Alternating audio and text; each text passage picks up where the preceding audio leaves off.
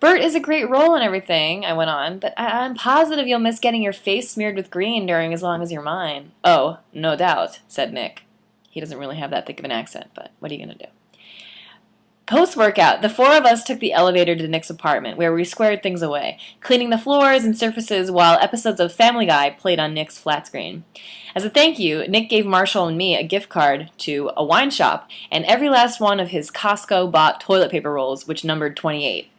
"This is seriously the best gift ever," Marshall said. I thought he meant the wine card, but then he was lifting the shrink-wrapped toilet paper in his arms. As both a lover of a good bargain and a person of epic proportions, Costco was like Marshall's Disneyland, what with its 70 packs of chicken wings and swimming pool jars of mayonnaise. He looked over at me, grinning. Our butts are going to stay so clean. Soon the space was mostly empty, with a few lingering electrical cords and pieces of furniture. It dawned on me that Nick's apartment had been the site of the very first cast game night.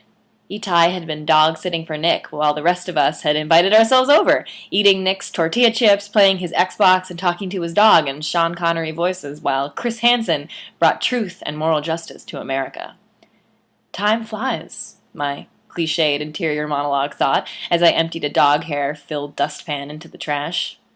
An hour later, we were saying our goodbyes, heading through the doorway as Nick's mop dog barked us a farewell. "I'm going to miss that guy," said Marshall as we walked onto the elevator. Me too. In the coming weeks, several more of Wicked's cast members left to take jobs in new or long-running shows, while replacements flew in for the remainder of the run. By midsummer, the cast I had once known was nearly half gone. Even conductor Brian took his leave, off to music direct next to Normal on tour. "Thank you for everything," I told him after his final show. "I'm so proud of you," he said, simply. As we hugged, I realized that while Brian had started out as my distant power suit-wearing dad, we were saying goodbye as friends. Months later, he would confide in me that the reason he'd pushed me so hard was not because of some evil music director vendetta, but because he had believed so strongly in me. He had known even before I did that I could climb Mount Alphaba. Among our new cast members were Allie, our Glinda, and Marcy, who had played Alphaba on one of the national tours. Like Eden, Marcy ended up calling out once or twice a week, which meant a bunch more bananas and note sessions with David. Allie, on the other hand, never called out. Not once. Consequently, Libby descended into new depths of boredom, denial, and eventual acceptance of the fact that she would never again play Glinda in San Francisco. "Just wait it out, Libby," I told her, knowing how stir-crazy she must have become. "You're almost there." September 5. It loomed ahead like a storm. A cyclone, even. One that would sweep everyone home and leave Wicked behind. In these final days, it was strange to keep going while knowing the rug was about to be pulled up from under our feet. Or maybe it was like the rug had already begun to roll a few inches each day as Wicked's apparatus started to deconstruct. Storage boxes appeared, handouts were taken down from the bulletin board, replaced by other handouts about how to prepare for the final weeks. Soon enough, the sets, props, costumes, paper cups, plastic spoons, and dressing room tchotchkes would all be gone. Where would they go? I couldn't help but imagine everything getting dumped into carts, carted away, then left somewhere in a warehouse, like that final shot in Raiders of the Lost Ark. Poof! Forgotten in a blink. In my mind, there was still so much to be done. For example, Libby and I had yet to film and edit a full-length workout video, set to discotheque-inspired Wicked remixes. Itai and I weren't even close to finishing his entire film collection, which was, according to him, the definitive filmography of modern cinema. I hadn't gotten to hang out with the ensemble girls as much as I'd hoped, due partly to my own persistent shyness and the invisible force of the wall. And I hadn't decided what the heck to do once I got back to New York. Libby and I discussed these end-of-days matters in our dressing room as we scrambled to finish our final puzzle project. It was a full-sized Wicked poster, that same iconic image of Glinda whispering into Elphaba's ear. Libby's plan was to complete it, have everybody sign it, shellac it, and frame it for her bedroom. "You're so conscientious," I said to Libby. Nobody even signed my high school yearbook." "It'll be a fun keepsake," she said.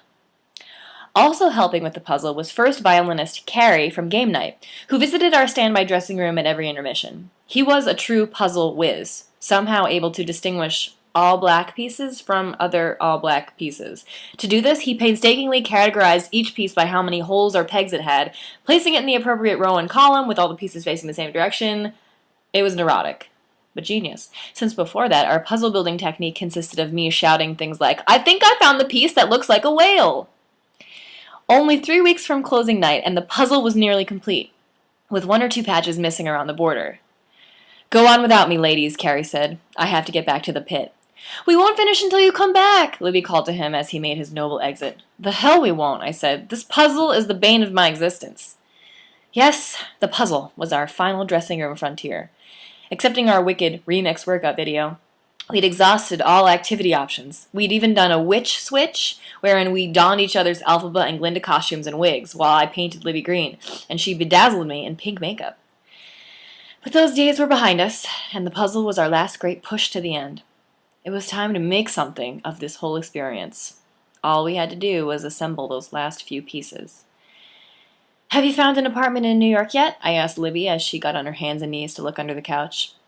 "A lot of people are telling me to sublet in case I have to go on a tour or something." "Good idea. What about you?" "Ah! Found it!" Libby climbed back up, holding an all-black puzzle piece in her hand. I explained to Libby that I still had my Hill's kitchen studio and Marshall still had his Brooklyn one-bedroom. The official word was that we wouldn't combine forces, but secretly I hoped we would. Libby and I talked more about what life would be like back in New York. We'd be unemployed, this much we know, no paycheck, no certainty. "Well, no matter what, we'll be in New York," Libby said, ever the optimist, "where everything happens. It's true. Anything is possible." I looked at Libby as she pored over Carrie's puzzle piece grid. I had never known anybody like her. Despite our differences, we related to each other so well. "Well, I'm going to miss you, obvs," I said. "Obvs? In New York, we'll just have to have actual slumber parties and do a million workout DVDs. Oh, I am never doing Tracy Anderson again. She changes lives!" As we bickered like the married couple we had become, it occurred to me that New York was our stand-in for scary, impossible to predict future. Once we flew back, who knew what would happen? New York. It was anybody's guess. But knowing Libby would be there made everything seem ever so slightly better. "I think we're almost there," said Libby as she placed a 3-pegged, 1-holed piece in the upper right corner. "I think so too," I said.